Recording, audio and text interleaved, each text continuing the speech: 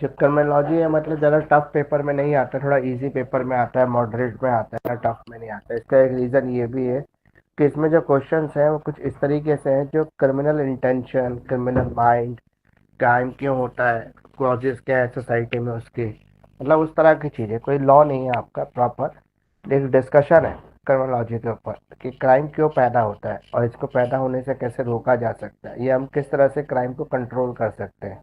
तो ये जो मूल भावना है क्राइम की उसे हम क्रिमिनोलॉजी कहते हैं। या पीनोलॉजी का मतलब है जो पीनल एक्ट है हमारे, पीनल एक्ट मतलब जितने भी हमारे कॉडिफाइड एक्ट हैं उन्हें हम पीनल एक्ट कहते हैं। तो ये जो पीनल एक्ट्स हैं इनके पीछे क्या रीज़न है, इसे हम पीनोलॉजी कहते हैं। अब ये पीनल एक्ट कैसे बनाए गए, कौन से सेक्शन, कौन से क्राइम को कहाँ से लिया गया, ये सब पीनोलॉजी बताता है। कि जैसे समाज में जो कॉमन बुराइयाँ थी, ठीक है, प्रॉब्लम्स थी, कॉमन प्रॉब्लम जो थी उनको लेके पीनल्स एक्ट बना दिए। आईपीसी आपका एक पीनल एक्ट है।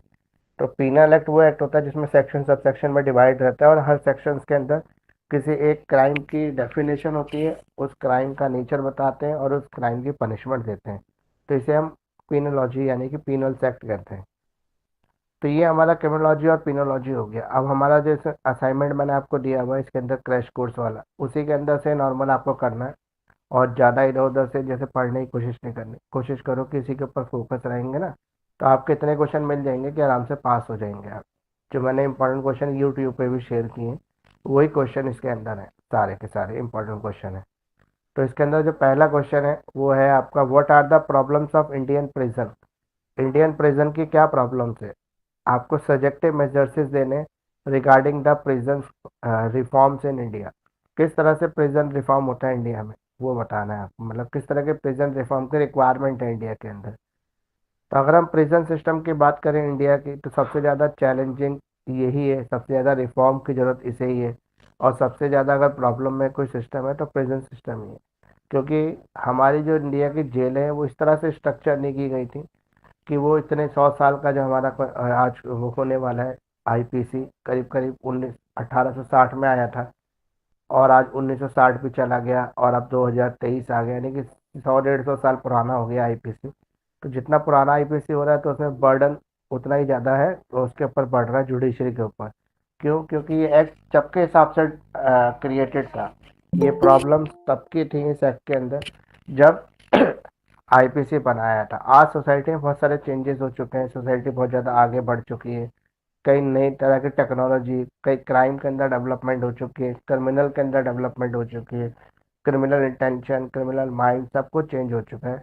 तो इसलिए आज के हिसाब से नए एक्ट की भी रिक्वायरमेंट है। जैसे अभी सेंट्रल गवर्नमेंट जो है नया आईपीसी लेके आ रही है, उसके पीछे यही रीज़न दिया गया है कि जो पुराना आईपीसी है उसमें ना जो डिसीजन आते आते बहुत लंबा समय लग जाता है, जिसकी वजह से हर चीज़ के ऊपर प्रेशर पड़ता है, जुडिशरी के ऊपर भी प्रेशर पड़ता है, पुलिस सिस्टम के ऊपर भी प्रेशर बढ़ता है, यानी कि एडमिनिस्ट्रेशन के ऊपर प्रेशर बढ़ता है। इसके अलावा स्टेट गवर्नमेंट के ऊपर प्रेशर बढ़ता है क्योंकि जेलों की व्यवस्था राज्य सरकार को करनी होती है। तो इतने सारे कैदी जो अभी जिनका सजा ही डिसाइड नहीं हुई है, वो क्रिमिनली अभी अनाउंस नहीं हुई लेकिन उससे पहले ही वो जेलों में पड़े हुए हैं। इसके अलावा हमारी जुडिशरी के अंदर एक और प्रॉब्लम है लैक ऑफ नॉलेज की। लोगों को पता ही नहीं है कि क्या होना चाहिए। और जैसे कुछ गरीब लोग होते हैं जो पैसा नहीं होता जिनके पास, वो सोचते हैं पैसा नहीं है तो उनके पास न्याय भी नहीं है। लेकिन हमारे पास जो है 42 सेकेंड अमेंडमेंट के अंदर हमने न्याय को जो है कॉन्स्टिट्यूशन में शामिल कर लिया था और बोला कि हर व्यक्ति को जो है न्याय मिलेगा। अगर उसके पास पैसा नहीं है तो स्टेट की रिस्पॉन्सिबिलिटी होगी, वो फ्री लीगल एड सर्विस देगा उसको। फ्री लीगल एड सर्विस जैसे आपके डीएलएस है, हर कोर्ट के अंदर बनी हुई है, जो गरीब व्यक्तियों को फ्री में न्याय देती है। तो बहुत सारे ऐसे तरीके हैं जिससे जो व्यक्ति जेलों में बंद है वो बाहर भी आ सकते हैं। ये रिफॉर्म्स बता रहा हूँ मैं आपको, इसके रिफॉर्म्स क्या आ सकते हैं प्रिजन सिस्टम के। इवन जो नॉन बेलेबल ऑफेंस होते हैं, बेलेबल ऑफेंस में तो बेल हो ही सकती है, लेकिन बहुत सारे लोग ऐसे भी जेलों में पड़े हुए जिनको यही नहीं पता हुआ कि उनका बेल होगा कैसे या कौन उनकी बेल करा सकता है। तो उनको पूरी नॉलेज ही नहीं। तो नॉन बेलेबल ऑफेंस जो होते हैं उनमें भी कई कंडीशन के अंदर जो है बेल हो सकती है। ठीक है, जैसे उसे क्या कहते हैं, जिसमें व्यक्ति कुछ टाइम के लिए बाहर आ जाता है तो वो भी लगा सकते हैं। जब कोई मदर की तबीयत खराब है, वाइफ की तबीयत खराब है तो आदमी बाहर आ सकता है, ठीक है, थोड़े टाइम के लिए। लेकिन ये सब चीज़ों की नॉलेज ना होने की वजह से बहुत सारे कैदी अभी भी ऐसे हैं जो जेलों में जिनका डिसीजन कोर्ट ने दिया ही नहीं। तो प्रॉब्लम्स क्या है हमारे इंडियन प्रिजन सिस्टम की? तो प्रॉब्लम पहली है ओवर क्राउडिंग, कि हमारी जेलों के अंदर भीड़ इतनी ज़्यादा है और लोग ठूस ठूस के भरे हुए, मतलब जहाँ पे एक सेल के अंदर 2 लोगों के रहने की मैक्सिमम लिमिट होती है, वहाँ पे 5-5 आदमी वहाँ पे रह रहे हैं। तो ये ओवर क्राउडिंग प्रॉब्लम हमारे जेलों के साथ जरूर जुड़ी हुई। जैसे तिहाड़ जेल की बात करें तो अभी एक सर्वे में ये बताया गया था कि 2500 कैदी के लिए जेल बनाया गया था जब बनाया था, 2500 कैदी के, लेकिन आज इसमें 8500 से ज़्यादा कैदी बंद है। तो यानी कि डबल से भी ज़्यादा, ट्रिपल से भी ज़्यादा, इतनी ज़्यादा ओवर क्राउडिंग सिस्टम है यहाँ पर। तो इतना सारा ओवर क्राउडिंग होगा तो क्या दिक्कत आएगी इससे? दिक्कत ये आएगी कि आप जो है बांट नहीं सकते। जैसे जो कैदी हैं, जो खतरनाक कैदी हैं, उनको अलग रखना चाहिए, जो नॉर्मल कैदी हैं उनको अलग रखना चाहिए। लेकिन हमारी जेलों में क्या हो रहा है कि जगह कम है, जगह कम होने की वजह से हम ये डिस्टर्ब कर ही नहीं पा रहे, ये सिस्टम बना ही नहीं पा रहे कि हम अलग अलग रखें। अब क्या कर रहे हैं, सबको एक ही जगह बंद कर देते हैं। तो उससे क्या होता है, जो ये खतरनाक कैदी होते हैं ये जेलों के अंदर भी अपनी गुंडागर्दी दादागिरी चलाते हैं, अपने गैंग बना लेते हैं, जिसकी वजह से और सिस्टम के ऊपर जो है बर्डन बढ़ने लगता है। और ये जेलों के अंदर से जो नॉर्मल कैदी भी जाता है वो भी नई चीज़ें वहाँ से सीख कर आता है और क्राइम वहाँ से डेवलप हो रहा है। फिर उसके बाद हमारा दूसरा है इनएडिक्वेट फैसिलिटी। जैसे ह्यूमन राइट कहता है कि चाहे कैदी हो या कोई नॉर्मल व्यक्ति भी हो, उसको खाने पीने के लिए प्रॉपर मिलना चाहिए। लेकिन क्या हो रहा है कि उसको प्रॉपर सिस्टम नहीं है खाने के लिए। आपने देखा होगा कई वीडियो ऐसे शेयर होते हैं कि जेलों में जो दाल मिलती है वो दाल ऐसे पानी की तरह है, मतलब कि उसको खाने से कोई न्यूट्रिशनल फूड तो मिल ही नहीं रहा है। और रोटियां जो है, और दिखाते हैं कई बार कैदी की बहुत सारी वीडियो वायरल होते हैं, तो सब वीडियो में ये पता लगता है कि जहाँ पे रोटी है वो जली हुई मिल रही है। इतना ज़्यादा बेकार सिस्टम है जेलों का। इसके अलावा प्रोलॉन्ग डिटेंशन और अंडर ट्रायल केसेस जो है वो सबसे ज़्यादा है, और उसमें भी ऐसे अंडर ट्रायल केसेस जो बहुत ज़्यादा सीरियस नेचर के क्राइम नहीं है, छोटे मोटे क्राइम है, लेकिन उसके लिए भी लोगों को जेलों में डाल दिया जाता है। तो कुछ ऐसा सिस्टम होना चाहिए कि रिफॉर्मेटिव जस्टिस की हो, जहाँ पे जेलों में कम से कम लोगों को डाला जाए, केवल उन्हीं को डाला जाए जो खतरनाक कैदी, जिससे समाज में बाहर घूमने से लोगों को खतरा हो सकता है। बाकी सब कैदियों को कुछ इस तरह के, जैसे अनाथालय उनमें सेवा के लिए भेज दिया जाए, कुछ एनजीओ के साथ जोड़ दिया जाए, इस तरह के सजा दी जाए अंडर ट्रायल में। तो इससे क्या होगा, जेलों के ऊपर प्रेशर थोड़ा सा कम हो जाएगा। अब वायलेंस एंड अब्यूज, वायलेंस जैसे मैंने बताया कि वो जेलों में क्या करते हैं, गैंग बना लेते हैं, मार पिटाई करते हैं, और आपको किसी ना किसी गैंग को ज्वाइन करना ही होता है अगर वहाँ पे सेफ रहना है तो। Inadequate rehabilitation program, rehabilitation basically jail को बनाया इसलिए गया था कि जो व्यक्ति सजा काटने जेल में जाए तो उसकी इस तरह की मानसिकता तैयार की जाए कि वो निकलने के बाद इस तरह के क्राइम को छोड़ दे। लेकिन हो इसका उल्टा रहा है, जो कैदी अंदर जाता है वो और बड़ा क्रिमिनल बन के बाहर आता है। तो यानी कि रिहेबिलिटेशन प्रोग्राम तो है ही नहीं, इनएडिक्वेंसीज है वहाँ पे, उसकी कमी है जो होना चाहिए। जुवेनाइल जस्टिस कंसर्न जो होते हैं, जैसे जुवेनाइल जस्टिस जो होता है उसके लिए बताया गया बच्चों के लिए एक अलग जेल होनी चाहिए। लेकिन हमारे यहाँ पे प्रॉपर सिस्टम ना होने की वजह से बड़ों की जेल में बच्चों को भी ठूस दिया जाता है। या बहुत सारी जो लेडीज़ है उनके साथ भी प्रॉब्लम है। जो महिला जेल है जहाँ पे बच्चे छोटे हैं, तो जेल में माँ के साथ बच्चों को भी कई बार रख लिया जाता है। जैसे 3 साल का बच्चा है, किसी का 1 साल का बच्चा, किसी का 6 महीने का बच्चा है, या प्रेग्नेंट लेडी को जेल हो जाए तो उसकी डिलीवरी जेल में ही हो जाती है, जो अनहाइजीनिक है, उसके लिए सेफ नहीं है। ये सब भी प्रॉब्लम है जो जेलों के साथ जुड़ी हुई है। Outdated legal framework, outdated legal framework का मतलब ये है कि हमारा जो लीगल सिस्टम है बहुत पुराना हो चुका है, 100-150 साल पुराना, 150 साल से भी ज़्यादा पुराना है, 200 साल के आसपास होने वाले हैं हमारे इसको लागू हुए हुए आईपीसी को। तो आईपीसी एक बर्डन है जिसकी वजह से जो है डिसीजन जो है फास्ट नहीं हो पा रहे, जुडिशरी के ऊपर भी बर्डन बढ़ता चला जा रहा है। मेंटल हेल्थ कंसर्न, दिमाग से जुड़ी हुई जो होती है फिजिकल के साथ, साइकोलॉजिकल एड भी मिलनी चाहिए जेलों के अंदर, लेकिन वो भी लैक ऑफ एडिक्वेंसी से मतलब मिल नहीं रही है। करप्शन, स्मगलिंग की रोज शिकायतें आती है जेल में कि कैदी जो है मोबाइल चला रहे हैं। बहुत सारे ऐसे गुंडे हैं जो जेल से अपने गैंग को ऑपरेट कर रहे हैं, उनको सारी फैसिलिटी जेल में मिल रही है। इवन बाहर का खाना वो खा रहे हैं जेल के अंदर, मोबाइल है, उनसे कोई भी मिलने आ सकता है जेल में। जैसे आपने भी बहुत सारी फिल्मों में ऐसा देखा होगा ना कि लोग, गैंगस्टर जो है जेल में बैठ के अपना गैंग चला रहे हैं। जैसे मुख्तार था, अभी मुख्तार अंसारी का एक वीडियो आया था कि वो क्या कर रहा था, किसी बंदे को उठवा के जेल में ही बुलवा रहा है अपने गुर्गों के थ्रू, और जेल में उसको धमकवा रहा है। तो यानी कि जेलों से अंदर से भी गैंग चलाई जा रही है। तो यहाँ पे करप्शन बहुत ज़्यादा है। स्मगलिंग का मतलब है जेल में ड्रग्स मिल जाती है या कोई और चीज़ें मिल जाती हैं जो चाहिए उनको। तो हमें इन सब सिस्टम को सुधारना होगा। तो सुधारने के लिए हमें क्या करना पड़ेगा, हमें लीगल रिफॉर्म्स लाने पड़ेंगे। मतलब अपने लीगल सिस्टम को सुधारना पड़ेगा, आईपीसी को सुधारना पड़ेगा, हमें ओवरऑल इंफ्रास्ट्रक्चर को चेंज करना पड़ेगा जेल के। इसके अलावा हमें अल्टरनेटिव सैंक्शनिंग मतलब और जेलों का निर्माण करना पड़ेगा, ताकि वहां पर भी कुछ कैदियों को रखा जा सके। हमें ह्यूमन ह्यूमन राइट की ट्रेनिंग देनी पड़ेगी, किसको, जेलर्स को या जेल अधिकारियों को, जो इन ह्यूमन बिहेवियर करते हैं कैदियों के साथ। वो समझते हैं कि कैदी तो समाज का एक ऐसा अंग है जो सड़ चुका है, और इस हिसाब से वो उनके साथ बिहेवियर करते हैं जो गलत है। इसलिए उसको ठीक करने के लिए हमें कुछ नए सिस्टम्स लाने पड़ेंगे, इनको ह्यूमन राइट की ट्रेनिंग देनी पड़ेगी। जुवेनाइन जस्टिस को भी रिफॉर्म करना पड़ेगा, हमें स्किल डेवलपमेंट करना पड़ेगा, जेलों के अंदर लोगों को रोजगार की शिक्षा देनी पड़ेगी, लीगल एड प्रोग्राम हमें चलाने होंगे, मेंटल हेल्थ सर्विसेज चलानी होंगी, प्री रिलीज प्लानिंग करनी पड़ेगी। ठीक है, हमें टेक्नोलॉजी चेंज करनी पड़ेगी। इसके साथ हमें कम्युनिटी एंगेजमेंट और इंटरनेशनल कोलाबोरेशन, ये सब के साथ मिलकर ही हम अपने प्रिजन सिस्टम का रिफॉर्म कर सकते हैं। तो ये क्वेश्चन इंपॉर्टेंट बहुत है और हर बार नॉर्मली रिपीट होता रहता है, तो इसको जरूर कर ले। अगला क्वेश्चन है आपका, आर्ग्यूमेंट बताएं फेवर में भी और अगेंस्ट भी डेथ पेनल्टी। तो डेथ पेनल्टी होनी चाहिए नहीं होनी चाहिए, सबसे बड़ा सवाल है। अब डेथ पेनल्टी होती क्या है, सबसे पहले ये समझ लें। डेथ पेनल्टी का मतलब है कि हमारे यहाँ पर एक पनिशमेंट है जिसे हम मतलब ऐसे केसेस में दे सकते हैं जो रेयर केसेस होते हैं, वहाँ पे हमारे पास हाईएस्ट पनिशमेंट है कुछ सेक्शंस के अंदर, कुछ पीनल्स के अंदर, वो है डेथ पनिशमेंट, कैपिटल पनिशमेंट। अलग अलग कंट्री में अलग अलग तरीके से कैपिटल पनिशमेंट दी जाती है, जैसे इंडिया और ज़्यादातर एशियन कंट्री में हैंगिंग टिल डेथ, टांगा जाता है गर्दन से जब तक कोई व्यक्ति मर ना जाए। दूसरा हमारे यहाँ पर क्या होता है, हमारे यहाँ पे तो नहीं होता, बाकी कंट्री में होता है, कहीं पे गोली मार देते हैं, जैसे थाईलैंड के अंदर शूट किया जाता है, ठीक है, AK-47 से जब तक व्यक्ति मार ना जाए।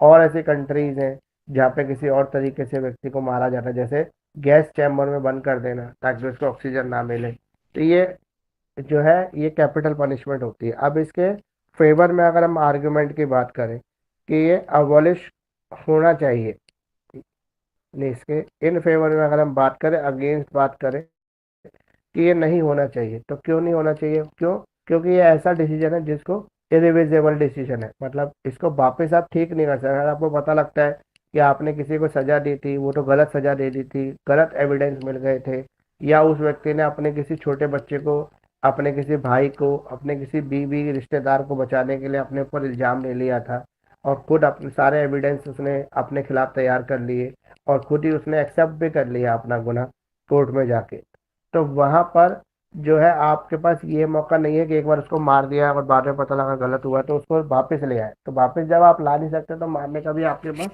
अधिकार नहीं है।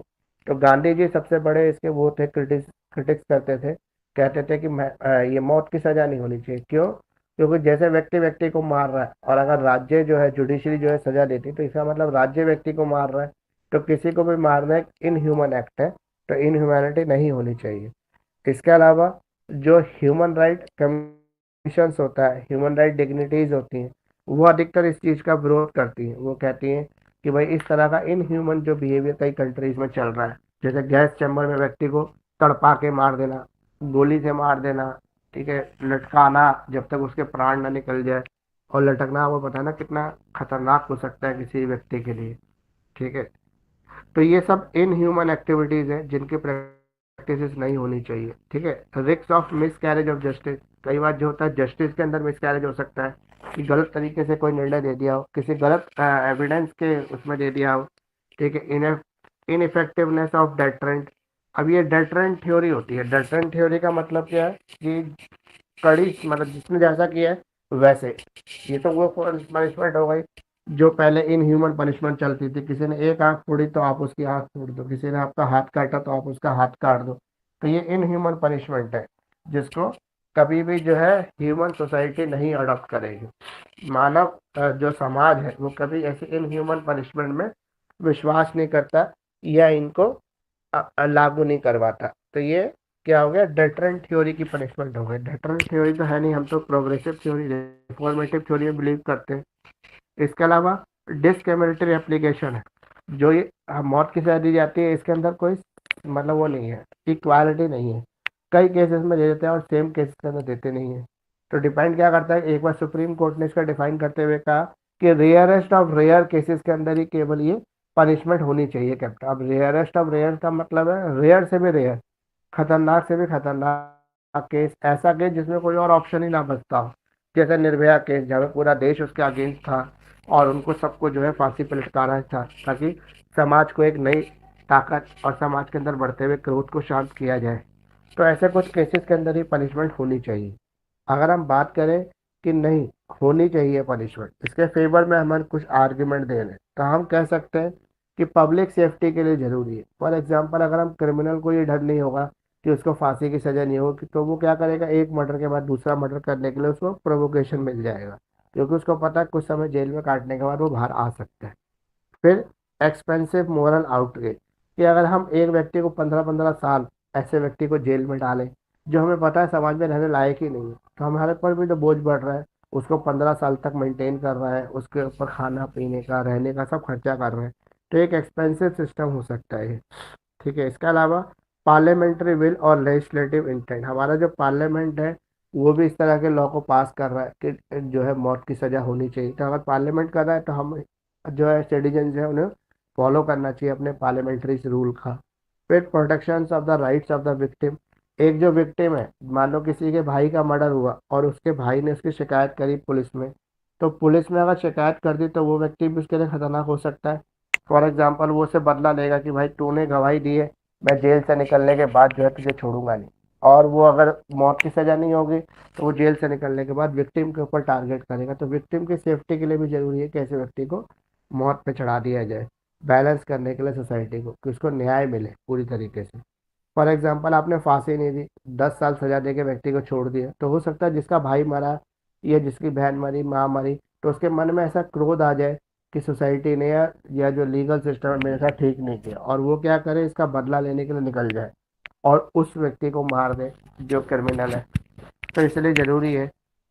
सुप्रीम कोर्ट ने कई अपनी ऐसे स्टेटमेंट दिए अलग अलग केसेस के अंदर, तो कुछ केसेस जरूर कर लेना इसके अंदर। काफ़ी सारे केसेस मैंने इसके अंदर कवर किए, जैसे Bachan Singh versus state of Punjab, Machhi Singh versus state of Punjab, Rajendra Prasad versus state of Uttar Pradesh, और Santosh Kumar Shashibhushan Bariyar versus state of Maharashtra. तो ऐसे कई सारे केसेस के अंदर मैंने कवर किए। याकूब अब्दुल रजाक मैनन का भी किया है स्टेट ऑफ महाराष्ट्र। तो कोई भी दो केसेस, सिर्फ दो केसेस कर लेना, क्योंकि दो केसेस एग्जाम में लिखने को आ सकता है। डिसाइडेड केसेस इस तरीके से सपोर्ट योर डिसीजन। ठीक है, अब जो अगला क्वेश्चन है ये है क्रिमिनोलॉजी क्या है और इसके स्कोप और इम्पोर्टेंस क्या है। तो क्रिमिनोलॉजी तो मैंने अभी क्लास के शुरू में ही आपको बता दिया था। क्रिमिनोलॉजी क्या है? क्रिमिनोलॉजी है कि हम सोसाइटी के अंदर क्राइम की को रिकॉग्नाइज करें, हमारी सोसाइटी के अंदर क्राइम क्यों पनप रहा है, क्राइम को कंट्रोल करने के लिए क्या मेजर्स हो सकते हैं। ये जो थ्योरी है जो क्राइम को बताती है और क्राइम के अलग अलग फैक्टर को कंसिडर करती है, और एक एडवाइस की तरह जो है, जो हमारे लेजिस्लेचर है, जो हमारे कानून बनाने वाले लोग हैं, उनको सजेशंस देती है, इनको कंट्रोल करने के लिए उपाय बताती है। तो अगर हम स्टडी ऑफ क्राइम की बात करें या क्रिमिनल बिहेवियर की बात करें, तो ये क्रिमिनोलॉजी है जो स्टडी करती है क्राइम को, साथ में क्रिमिनल के बिहेवियर को। ये वो फैक्टर है जो क्रिमिनल के लिए क्राइम करने के लिए पॉसिबिलिटीज पैदा करते हैं। पैटर्न्स है, ट्रेंड है जिसके बेसिस पर क्राइम होता है। ये इफेक्ट्स है, कॉन्सिक्वेंसेज है क्राइम के। ये सोशल लीगल रिस्पॉन्सेज है जिसकी वजह से क्राइम होता है। ये प्रिवेंशन और इंटरवेंशन के बारे में भी सजेशन देते हैं, स्ट्रेटेजी देते हैं, गवर्नमेंट को बताते हैं कैसे इसको कंट्रोल कर सकते हैं। ये पब्लिक पॉलिसी है, लॉ रिफॉर्म्स है, एथिक्स है, मॉरल कंसिडरेशंस है। अगर हम क्रिमिनोलॉजी के नेचर की बात करें तो क्रिमिनोलॉजी का नेचर क्या है? ये सोसाइटिकल नेचर की है, मतलब सोसाइटी के अंदर ही क्राइम है, क्राइम भी सोसाइटी के साथ ही पनपता है। फिर ये एक साइंटिफिक थ्योरी है जिसके थ्रू हम ऑर्गेनाइजेशन ऑफ क्राइम को भी समझ सकते हैं और सोर्स ऑफ क्राइम को भी समझ सकते हैं। ये डिस्क्रिप्टेड मेथड है, यानी कि पूरी डिटेल डिस्क्रिप्शन दे सकता है क्राइम की आपको। अप्लाइड और एप्लीकेबल थ्योरी की डेवलपमेंट इसी से होती है।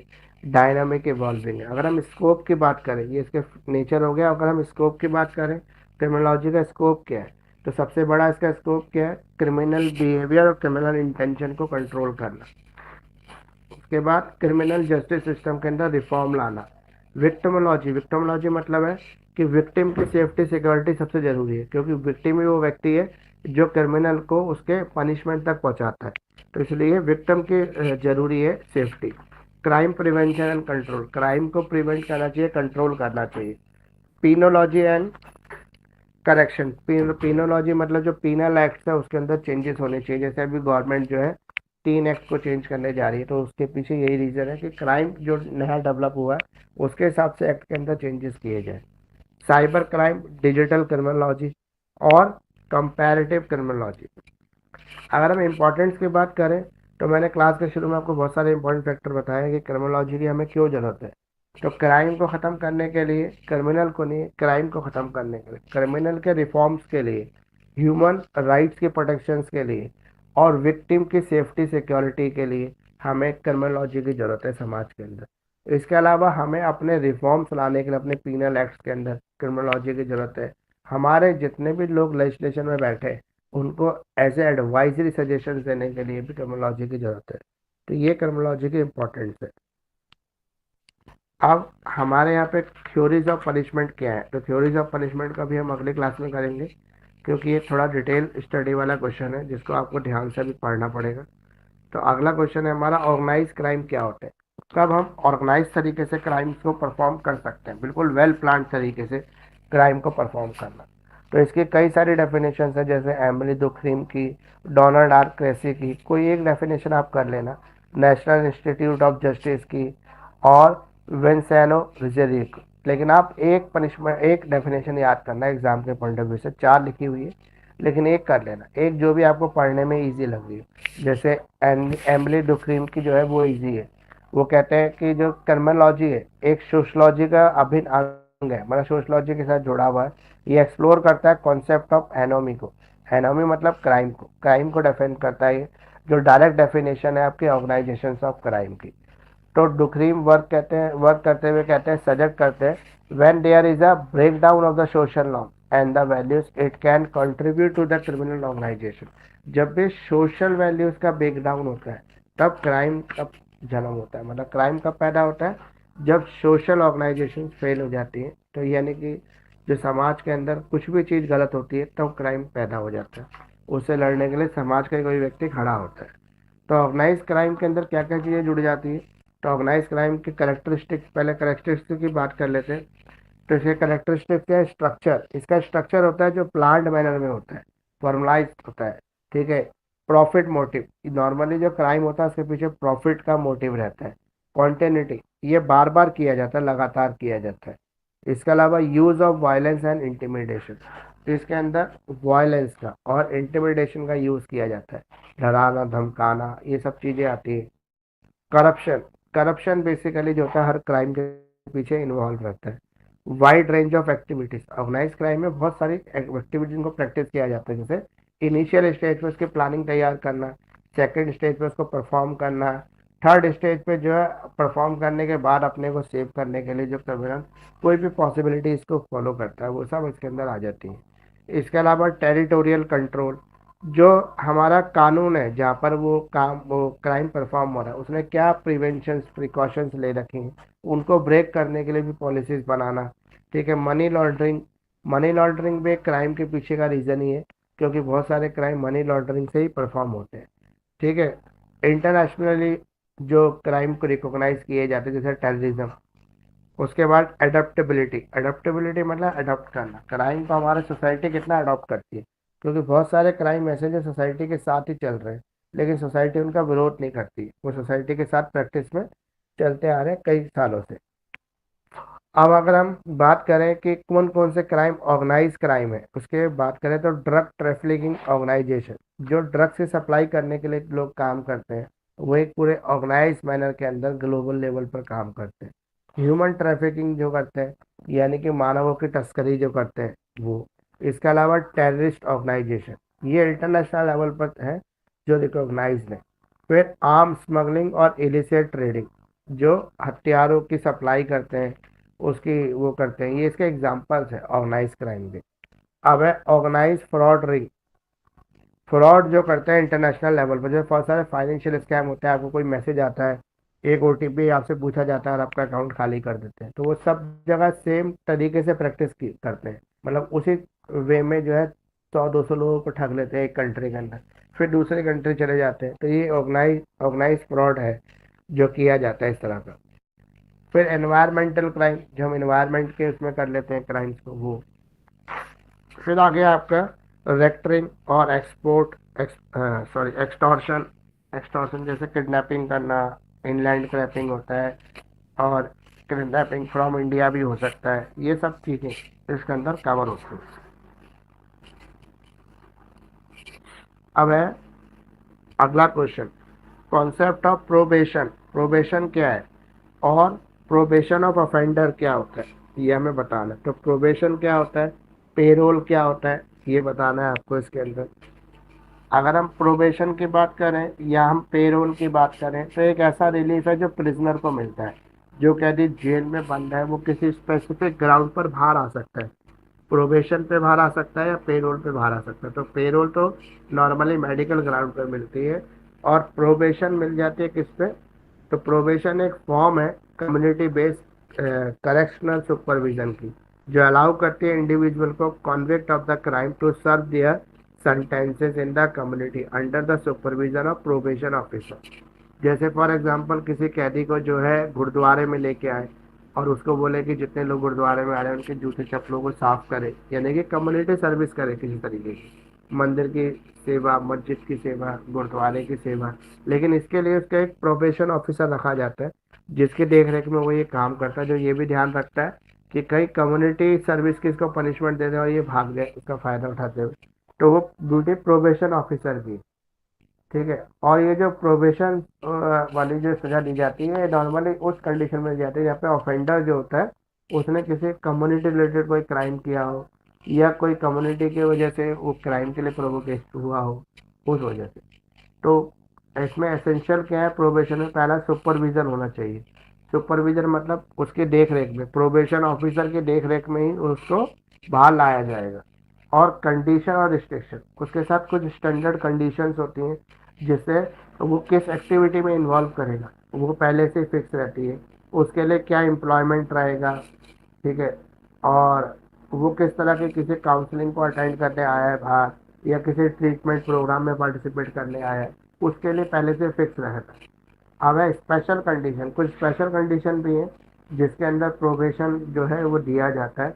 जैसे स्पेसिफिक नीड फॉर प्रोबेशन, मतलब फॉर एग्जांपल मान लो कि कोई सड़क बन रही है, पुल बन रही है, जहाँ पर कैदियों को लगाया जाता है काम पर। ऐसा आपने कई फिल्मों में देखा होगा, कोई पत्थर को तोड़ना है, कुछ करना है, तो वहाँ पर एक व्यक्ति के निरीक्षण में इन कैदियों को लाया जाता है और वो ध्यान रखता है कि ये कैदी वहाँ से भाग ना जाए या किसी तरह से और कुछ भी दिक्कत ना करे।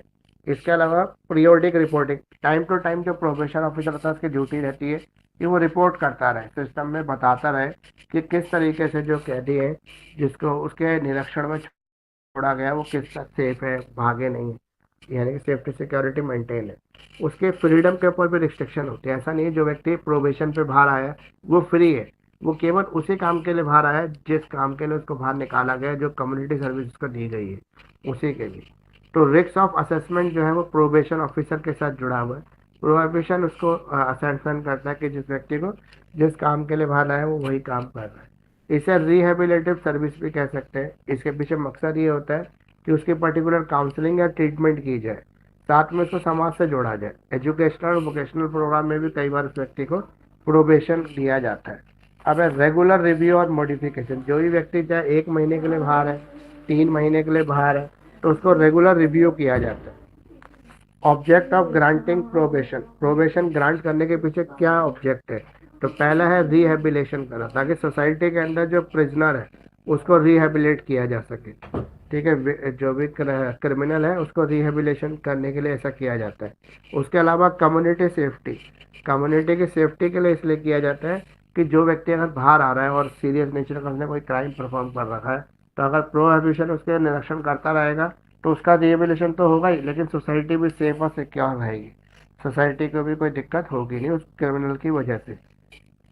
कॉस्ट एफिशिएंसी, इसमें क्या है कि कॉस्ट जो होती है थोड़ी सी कॉस्ट इफेक्टिव मेथड तो है ये, इसमें पैसा थोड़ा सा ज़्यादा खर्च होता है, लेकिन ये सोसाइटी के लिए कंट्रीब्यूट भी करता है। जैसे एम्प्लॉयमेंट दे रहा है, जो भी कैदी बाहर आ रहा है वो किसी पर्टिकुलर काम को करने के लिए आ रहा है। जैसे कोई सड़क बन रही है, कोई पुल बन रहा है, उसमें किसी कैदी को लगाया जा रहा है, ताकि उनको भी काम मिले और उनको थोड़ी सी अर्निंग भी हो जाए कैदी को।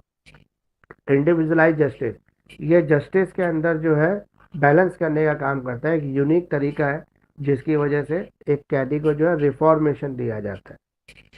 अगर हम इसके एडवांटेजेस की बात करें तो community integration, cost saving, employment opportunities, ये सारे इसके मेथड हैं। और इसका डिसएडवांटेजेस की बात करें तो lack of deterrence, public safety, inconsistency, implementation, limited control, resource, ये सब है। अब हम इसमें पैरोल पढ़ लेते हैं। पेरोल अलग होता है और ये प्रोबेशन अलग होता है। अगर पेरोल की बात करें तो पेरोल होता है नॉर्मली मेडिकल ग्राउंड होता है, जैसे फैमिली का कोई मदर, कोई फादर, कोई बीमार है, किसी की कोई बहन की शादी है जिसमें आना जरूरी है, उसका मेन रोल है, तो उस कंडीशन पे उसको पेरोल मिल जाती है। पेरोल एक टेम्पररी रिलीफ होता है जिस पे बाहर आ सकता है। जैसे आपने सुना भी होगा बाबा राम रहीम हमेशा पेरोल पे बाहर आते रहते हैं। संजय दत्त जब जेल में बनता तो बहुत बार पेरोल पे बाहर था, कई फिल्मों की शूटिंग करने के लिए, कभी किसी और काम के लिए।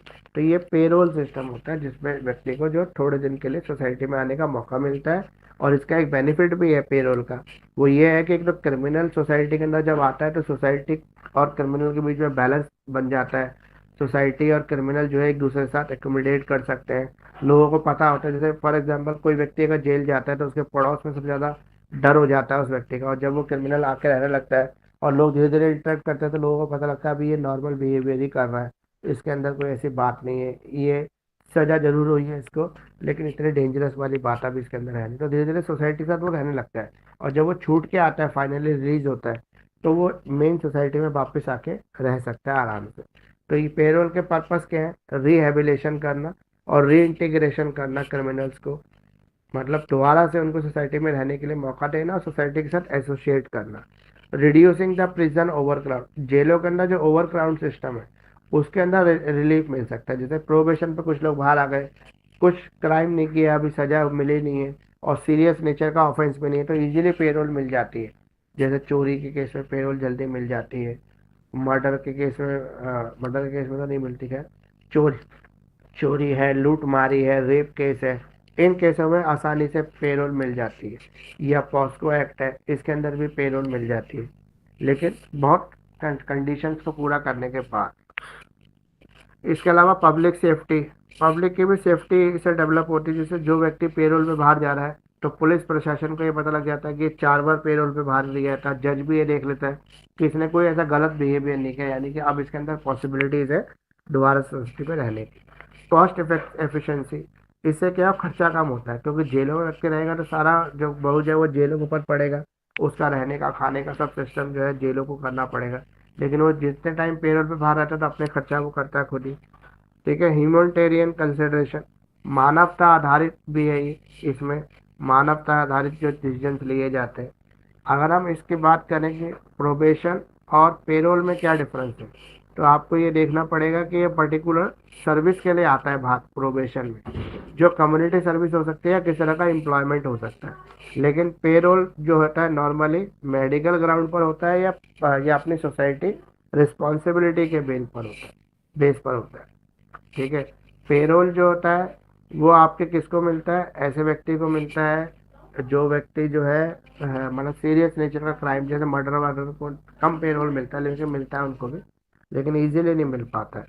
और दोनों के अंदर एक ऑफिसर होता है जो मतलब नियंत्रण, जैसे आप कोई व्यक्ति अगर पेरोल पे बाहर है तो उसके साथ कंडीशन होती है कि वो जैसा क्राइम के हिसाब से हर रोज जाए, वीकली जाए, महीने में जाके अपने नियरेस्ट पुलिस स्टेशन के अंदर हाजिर लगाता है, ताकि पुलिस को ये पता लगे, सिस्टम को ये पता लगता रहे कि ये व्यक्ति अभी यहीं है, भागा नहीं है, कहीं गया नहीं। टाइमिंग फॉर इम्पोजिशन, इसके टाइमिंग भी होते हैं बाहर लाने के लिए, 1 महीने 2 महीने पेरोल का भी और प्रोबेशन का भी। लोकेशन ऑफ सुपरविजन, प्रोबेशन के अंदर तो वो पर्टिकुलर कम्युनिटी सर्विस या जो एम्प्लॉयमेंट कर रहा है वहीं रखा जाता है उसको, और पेरोल में वो अपनी फैमिली के साथ ही रह सकता है, या जो उसका ओरिजिनल जगह है वहीं पे वो रहेगा, या जिस जगह के परमिशन उसने पेरोल में ली है कोर्ट से। लीगल स्टेटस, जो व्यक्ति पेरोल पे बाहर है या प्रोबेशन पे बाहर है वो एक इंडिविजुअल है जो टेम्पररी बेसिस पर बाहर है, परमानेंटली रिलीफ नहीं मिला है उसको। डिसीजन मेकर, जो डिसीजन मेकर होते हैं इसमें कोर्ट होती है, और जो पेरोल होता है उसमें जुडिशरी रहती है। और प्रोबेशन के अंदर जो होता है, ये ग्रांट कौन करता है? ये जज ग्रांट करते हैं, मतलब ये भी जजेस ग्रांट करते हैं, लेकिन स्पेशल जजेस होते हैं जो कोर्ट में या जेलों के साथ जुड़े होते हैं, एसोसिएट होते हैं। पर्पस पर्पस तो वही है, दोबारा से रिहेबिलिट करना। एलिजिबिलिटी क्या है? वो व्यक्ति जो कुछ पीरियड जेल में रह चुका है, उसको जेल के अंदर किसी भी बिहेवियरल की कंप्लेंट नहीं की है, ना जेलर ने ना वार्डन ने, ऐसा व्यक्ति बाहर जा सकता है, जिसको मतलब ये रिपोर्ट देता है जेल प्रशासन कि इसके जो बिहेवियर है वो ठीक है और बाहर जाके ऐसी उम्मीद नहीं है कि ये क्राइम करेगा। कंप्लीशन ऑफ सेंटेंसेस, ऐसे व्यक्ति भी पेरोल ले सकते हैं जिनकी सजा हो चुकी है। तो सजा होने से पहले भी ले सकते हैं, अंडर ट्रायल भी, और वो व्यक्ति भी ले सकते हैं जिनको सजा हो चुकी है।